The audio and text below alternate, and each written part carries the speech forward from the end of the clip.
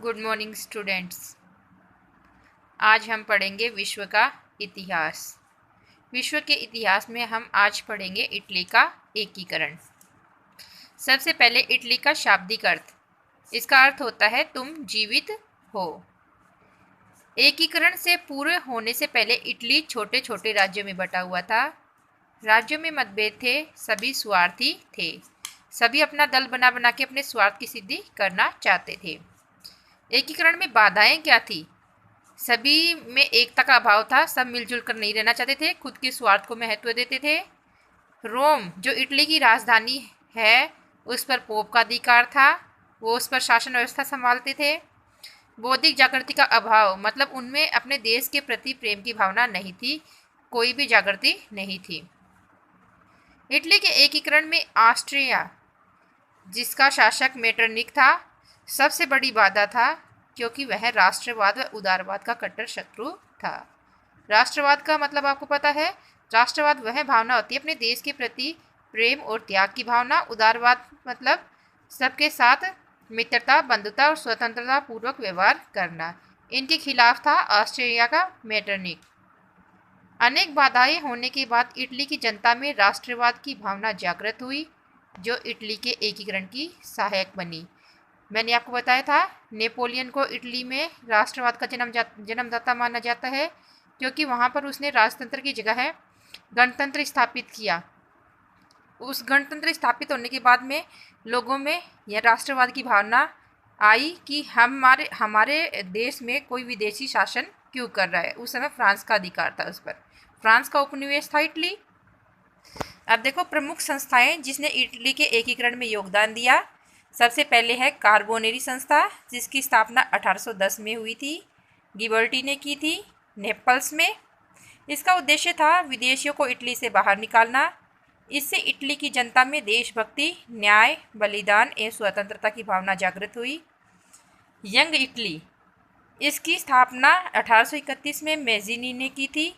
इसका उद्देश्य ईश्वर पर विश्वास रखो, सभी को एक साथ मिलाओ और इटली को मुक्त करवाओ, ये मैज़िनी का कहना था।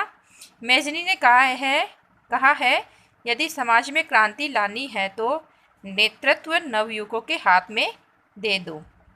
मैज़िनी इटली के राष्ट्रीय आंदोलन का मसीहा था। 1834 में यंग यूरोप की स्थापना मैज़िनी ने की थी। अब है कावूर का योगदान। कावूर एक सेनापति था सार्डिनिया में। यह उदारवाद में विश्वास रखता था। विक्टर इमेन्युअल सार्डिनिया का सम्राट था। इसने इसको चांसलर या प्रधानमंत्री नियुक्त किया। किसको? कावूर को। कावूर का उद्देश्य था सार्डिनिया पिंडमार्ट के नेतृत्व में इटली का एकीकरण करना। विदेशी शक्ति के अभाव में एकीकरण संभव नहीं था, क्योंकि कावूर का मानना था कि इटली के एकीकरण के सवाल के लिए अंतर्राष्ट्रीयकरण करना बहुत ज़रूरी है, मतलब दूसरे देशों के सामने अपनी समस्याएं रखना बहुत ज़रूरी है। इसने पेरिस के सामने इटली के एकीकरण की समस्या रखी थी, वहाँ पर इसने इस पर नैतिक विजय प्राप्त की थी। इसको इंग्लैंड और फ्रांस की सहानुभूति भी प्राप्त थी। कावूर द्वारा क्रीमिया के युद्ध में सार्डिनिया की सेना भेजकर इंग्लैंड और फ्रांस की सहानुभूति कावूर ने प्राप्त कर ली। प्लोम्बियर समझौता, नेपोलियन तृतीय फ्रांस का वहाँ घूमने के लिए आया था, तब इसने समझौता किया था कावूर ने उसके साथ। कावूर द्वारा नेपोलियन तृतीय के सहयोग द्वारा लोम्बार्डी की प्राप्ति की। अब ज्यूरिख संधि हुई थी ऑस्ट्रिया के बीच, फ्रांस के बीच और विक्टर इमेन्युअल सार्डिनिया का सम्राट या इटली का सम्राट, इनके बीच यह संधि हुई थी। तीनों ने अपना अपना क्षेत्र अलग अलग दे दिया था। ये इसका इटली का प्रथम चरण पूरा हुआ। मध्य इटली का विलय 1860 में इंग्लैंड व फ्रांस की सहानुभूति से वहाँ पर जनमत संग्रह करवाया गया। मोडेना, टस्कनी, बोलोगन ने सार्डिनिया में मिलने का निर्णय किया। इस प्रकार से इटली का दूसरा चरण पूरा हुआ। अब तीसरे चरण में गैरिबोल्डी का योगदान। गैरिबोल्डी ने लाल कुर्ती दल का संगठन किया था। 5 मई 1860 में 1000 लाल कुर्ती दल का संगठन बनाया। इसने सिसिली पर आक्रमण किया और साथ ही नेपल्स पर भी अधिकार कर लिया। विक्टर इमेन्युअल से भेंट करके जीते प्रदेश सौंप दिए। इस प्रकार यह इटली का तृतीय चरण पूरा हुआ। वेनेशिया का विलय 1866 की प्राग की संधि के तहत मिला लिया गया था।